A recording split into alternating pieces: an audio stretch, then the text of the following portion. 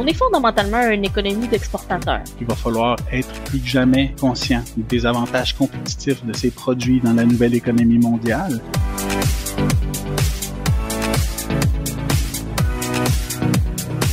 Bonjour et bienvenue à Créateurs de croissance, un balado d'Investissement Québec. Je suis Louise Bouchard et aujourd'hui, on parle de marché d'exportation pour les entreprises québécoises. Mais d'abord, saviez-vous que la valeur des exportations représente près de la moitié du produit intérieur brut du Québec et que le principal produit exporté par les entreprises québécoises est l'aéronef, oui, l'avion. Donc, on va prendre un décollage en règle avec nos invités de chez Investissement Québec International. Tout d'abord, Marie-Ève Jean, qui est vice-présidente aux exportations. Bonjour Marie-Ève. Oui, bonjour Louise. Et son collègue Dominique Cousineau, qui lui est directeur des marchés Asie, Pacifique et Océanie. Bonjour Dominique. Bonjour Louise. Tout d'abord, une petite question en commençant, là. Exporter, est-ce que c'est essentiel pour une entreprise? Est-ce que c'est véritablement payant? Ben, je pense que oui, on n'a pas le choix. En fait, au Québec, avec une population d'environ 8 millions, nos entreprises québécoises n'ont pas le choix de se tourner vers les marchés hors Québec pour pouvoir avoir du succès. Pour moi, c'est un incontournable de l'économie du Québec. Vous l'avez dit vous-même, 46% du produit du PIB qui est exporté. Donc, on le voit, là, c'est une partie quand même importante de l'économie québécoise là, qui est tournée vers l'exportation. Vous êtes d'accord avec ça, Dominique? Oui, absolument. Si les entreprises désirent croître, elles doivent attaquer les marchés étrangers. Dès qu'on parle d'exportation, on a l'impression de parler nécessairement du marché américain.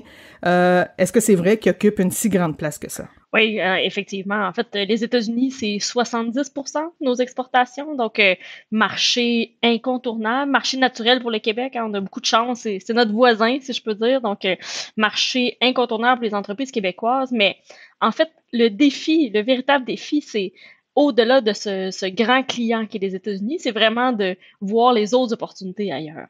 Mais juste avant d'y aller, justement, Marie-Ève, Dominique, j'aimerais vous entendre. Lorsqu'on s'en va sur le marché américain, on peut pas, comme entreprise, aborder ce grand marché-là comme tout d'un bloc, d'une manière toute unie, là. Il y a des différences selon qu'on veuille exporter dans l'Est ou dans l'Ouest ou dans le centre des États-Unis. Oui, absolument. Puis les besoins sont aussi très différents d'une région à l'autre. On pourrait considérer en fait les États-Unis comme 4, 5 ou même 6 marchés différents. Exporter à Boston, par exemple, ou dans la région du Massachusetts, c'est pas du tout la même chose, puis les besoins sont pas du tout les mêmes qu'on pourrait retrouver en Californie ou même au Texas. Donc, des manières différentes d'aborder ces marchés-là pour les entreprises. Marie-Ève, vous avez parlé justement de diversification. Il y a un marché quand même tout près de nous, qu'on dirait qu'on boude, mais qui est le reste du Canada aussi. Comment ça se fait qu'on n'a pas vraiment développé ou que ça semble pas tellement développé, le marché interprovincial?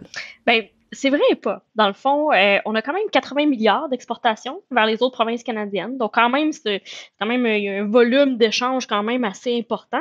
Mais je suis d'accord de dire que nos entreprises, nos entrepreneurs, ils pensent pas assez. Donc, souvent, exportation, là, on voit tout de suite l'Europe, justement, les États-Unis, même l'Asie. Mais effectivement, les autres provinces canadiennes, le marché canadien, c'est quelque chose, c'est un incontournable là, qu'on devrait effectivement avoir dans sa stratégie. Puis en plus, on a un accord de libre-échange entre les provinces canadiennes. Donc, on a aussi un accord de libre-échange qui vient faciliter le commerce. Donc, effectivement, toute bonne stratégie d'exportation devrait aussi se pencher sur le Canada. Oui, absolument. C'est une façon d'augmenter ses ventes avant de passer à l'international. Donc, de manière un petit peu plus facilitée aussi, avec une proximité géographique, une proximité culturelle également. Et la même monnaie. Donc, aussi, on n'a pas les taux de change, on n'a pas les risques de taux de change. Effectivement, le transport est plus facile et tout ça. Puis, il y a quand même beaucoup d'opportunités, là, transport, technologie environnementale, technologie de l'information. Donc, en fait, il y a des opportunités dans pratiquement tous les secteurs, là.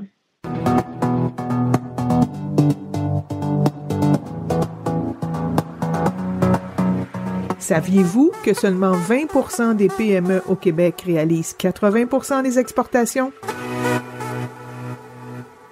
Ce qu'on vient d'entendre, comme quoi seulement le 5e des PME font les 3/4 des exportations au Québec, démontre nettement qu'il doit y avoir des entreprises championnes ou des secteurs champions de l'exportation. Est-ce que c'est vrai? Puis qui sont-ils, Dominique?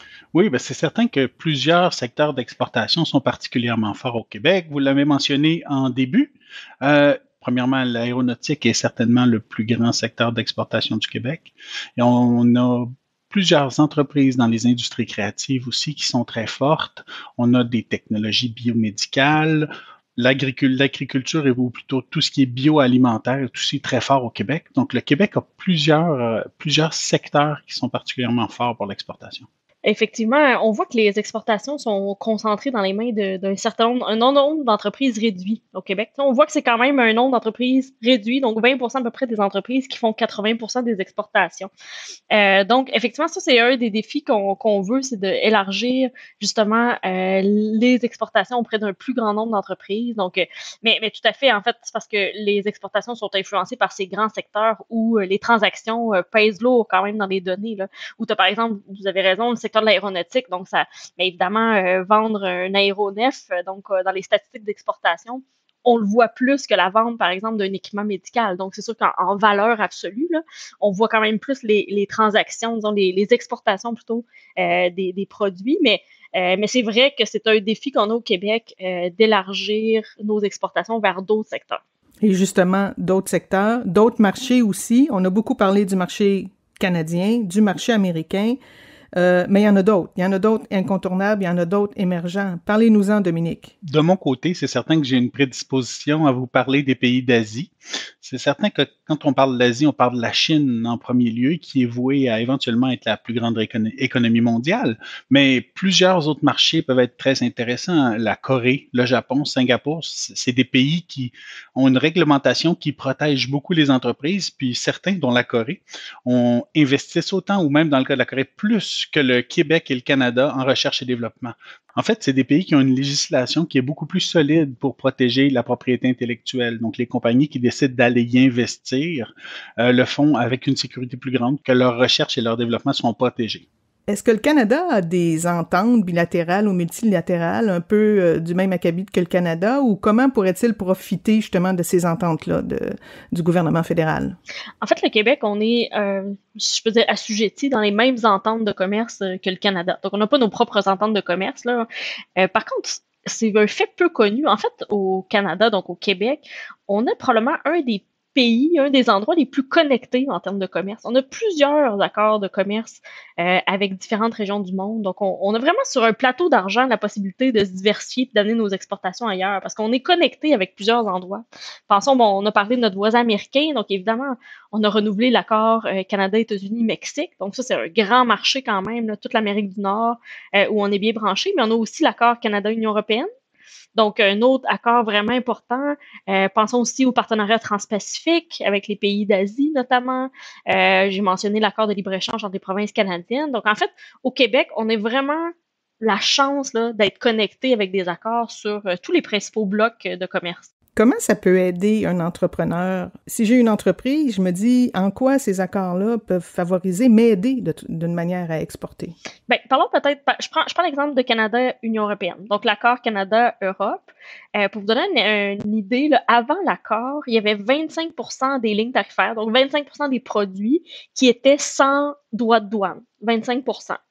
Aujourd'hui, maintenant, après la signature de l'entente, c'est 98% des produits qui peuvent entrer en Europe sans droit de douane. Donc, un exemple très concret, passons par exemple au secteur du vêtement. Donc, au Québec, on fait plusieurs vêtements, les manteaux d'hiver et tout ça.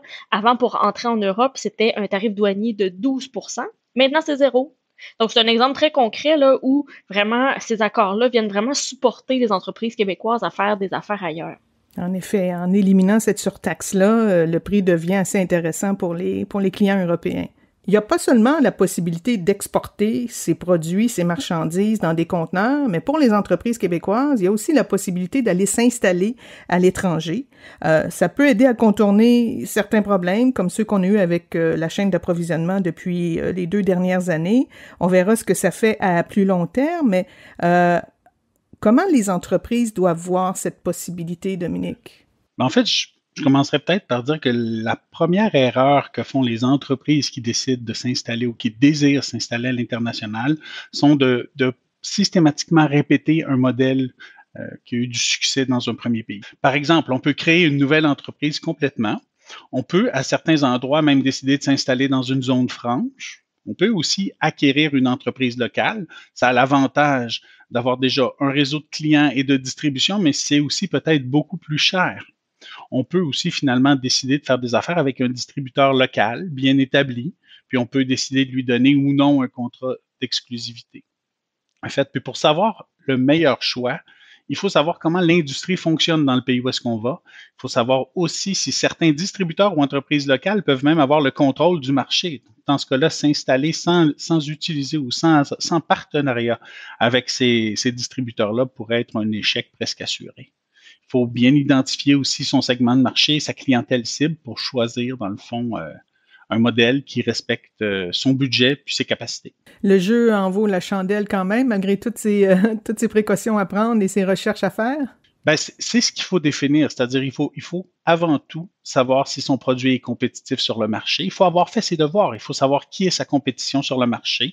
Puis il faut aussi s'assurer d'avoir la situation financière, comme on dit, les reins assez solides pour être capable de vivre une certaine perte pendant la première année ou les premières années pour ensuite réussir.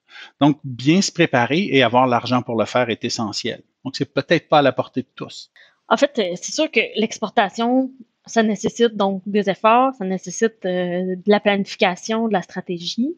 Mais effectivement, dans toute stratégie, je pense qu'il faut réfléchir à c'est quoi le mode d'entrée que j'ai besoin pour un marché. Donc, effectivement, c'est là qu'on voit encore des différences. Donc, par exemple, sur des marchés de proximité comme le nord-est des États-Unis, peut-être que ça se fait assez bien à partir du Québec. Mais rendu plus loin, sur des pays peut-être, sur des marchés un peu plus lointains, plus complexes, où on a peut-être besoin d'avoir un service à la clientèle locale dans la langue des gens, sur place aussi. Donc, c'est là qu'il faut voir, oui, l'exportation, mais il faut vraiment le voir comme une stratégie d'internationalisation. Pour une entreprise, là, si je veux continuer de croître sur les marchés étrangers, comment je dois m'organiser, sur quel marché je dois aller, puis sur ces marchés-là, comment je dois le faire. Donc, et ça demande un travail. Mais effectivement, l'implantation, l'acquisition d'entreprises étrangères, ça peut faire partie des stratégies gagnantes là, pour une entreprise. Avec la pandémie, quand on a vu effectivement les difficultés dans les transports, dans la chaîne logistique, et les conséquences aussi où on voit le resserrement des chaînes de valeur sur les différents continents. Donc, c'est là que pour une entreprise québécoise, ça peut vraiment faire partie de la stratégie d'avoir un pied à terre dans les différents marchés pour vraiment pouvoir bien intégrer les chaînes de valeur et les chaînes logistiques locales. Je dirais absolument. Il faut se dire que si la compagnie n'a pas les reins assez solides pour investir sur plusieurs années pour s'installer dans un pays, ça ne veut pas dire qu'elle peut pas avoir des relations très profitables en travaillant avec des partenaires pour une exportation de ses produits, soit via un distributeur, soit via des ventes directes. Donc, le modèle est à choisir en fonction du marché, du produit, et puis du contexte global de l'entreprise. Bien comprendre, en fait. Faire ses devoirs, comme vous avez dit, Dominique. On n'a pas le choix d'exporter, vous l'avez dit tous les deux, étant donné qu'on a un petit marché au Québec. Comment fait-on? Quel est notre palmarès? Si on essayait de savoir, est-ce qu'on fait bien, très bien, on est excellent, est-ce qu'on pourrait faire mieux? Quels sont vos résultats pour l'exportation québécoise? Ben, je pense qu'à 46% du PIB exporté, on peut dire qu'on fait bien. On est fondamentalement une économie d'exportateurs. Est-ce qu'on pourrait faire mieux? Oui. Et puis, on y travaille à tous les jours avec les entreprises du Québec, mais on pourrait certainement faire mieux.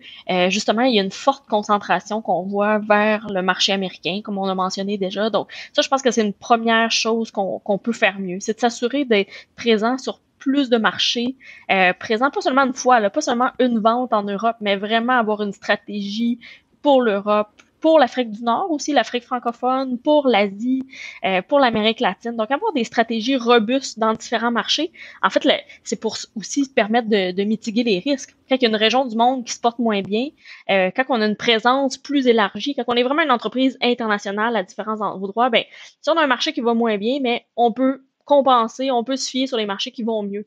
Donc, pour moi, au Québec, on est des exportateurs, mais on peut faire mieux. Dominique, du côté Asie-Pacifique, Océanie, est-ce qu'on fait bien? Oui, moi je pense que les compagnies québécoises sont créatrices et innovantes. On amène des belles technologies en Asie, mais on amène aussi toute la créativité québécoise dans les industries créatives qui intéressent beaucoup de pays en Asie. Il suffit de continuer, il suffit d'informer les entreprises québécoises pour mieux leur faire comprendre les stratégies à adopter, mais je pense qu'on a beaucoup de potentiel au Québec et puis Investissement Québec est là pour aider ces entreprises-là à croître. On entend beaucoup parler de l'accord Canada-États-Unis-Mexique. Est-ce que le Québec en profite suffisamment? Comment il s'inscrit dans cet accord-là? Effectivement, c'est un accord important pour nous. Le nouvel accord Canada-États-Unis-Mexique, le fait de pouvoir accéder à ce marché-là sans droit de douane, je pense que ça offre beaucoup d'opportunités. Puis aussi dans l'accord, je vais prendre l'exemple du secteur automobile.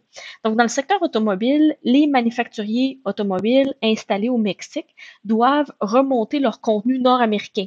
Donc ils doivent passer de 62% à 75% de valeur de produits faites en Amérique du Nord. Donc ça, c'est une belle opportunité pour le Québec. C'est un bel exemple où, au lieu des manufacturiers qu'ils achètent peut-être plus de pièces et de composantes au Mexique ou aux États-Unis, on veut qu'ils achètent du Québec.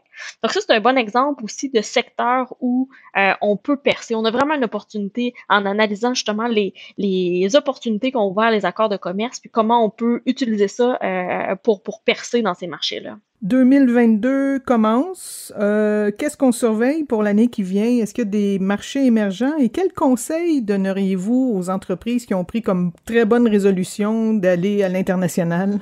Je pense que 2022, les opportunités qu'on peut voir, comme vous savez, il y a beaucoup de pays qui ont lancé d'importants plans de relance. Je pense aux États-Unis, par exemple, plan Biden de 1200 milliards de dollars qui va être mis à la disposition pour la relance économique. On pense au plan de relance en Europe qui est aussi 2000 milliards. Donc, c'est vraiment des sommes investies très importantes par les gouvernements. Mais là-dedans, moi, je vois des opportunités. Pour moi, 2022, je pense que ça va être l'année de la mise en œuvre des fonds massifs dans les différents pays. Et justement, avec les différents accords de commerce, ça donne aussi accès au marché public. Donc, ça permet aussi aux entreprises québécoises de pouvoir accéder à des contrats liés avec ces investissements-là. De belles occasions. Dominique, pour 2022, on regarde quoi? 2022, on l'espère, c'est le retour sur les marchés internationaux des entreprises québécoises qui sont à la maison depuis près de 2 ans. Il va falloir qu'on comprenne bien les changements qu'il y a eu dans l'économie mondiale, qu'on comprenne et qu'on connaisse bien nos avantages compétitifs. Il va falloir qu'on investisse les ressources et il va falloir qu'on les prévoie. Ça va nécessiter probablement plusieurs allers-retours pour refaire les liens avec les entreprises. Ça va peut-être demander, dans certains pays plus complexes, l'embauche de personnes sur place. Donc, il va falloir s'assurer d'être prêt. Il va falloir aussi s'assurer que les entreprises sont bien investies en équipe. Vendre à l'exportation, c'est un projet d'équipe d'une entreprise au complet. Ça ne devrait pas être le projet d'une seule personne. Puis, il va falloir qu'on s'assure qu'on a l'argent pour le faire. Peut-être choisir ces marchés prioritaires, puis le faire dans un ordre qui ne va pas menacer notre santé financière. Marie-Ève Jean, Dominique Cousineau, je vous remercie. Merci beaucoup de votre générosité pour nous avoir éclairé sur l'exportation. Merci beaucoup, Louis. Merci, au revoir. Et voilà, c'est déjà terminé. Alors, on vous remercie de votre écoute et nous espérons que vous avez apprécié cet épisode du balado Créateurs de croissance, conçu et réalisé par Investissement Québec. Dans un prochain épisode, on explore le capital de risque. À très bientôt!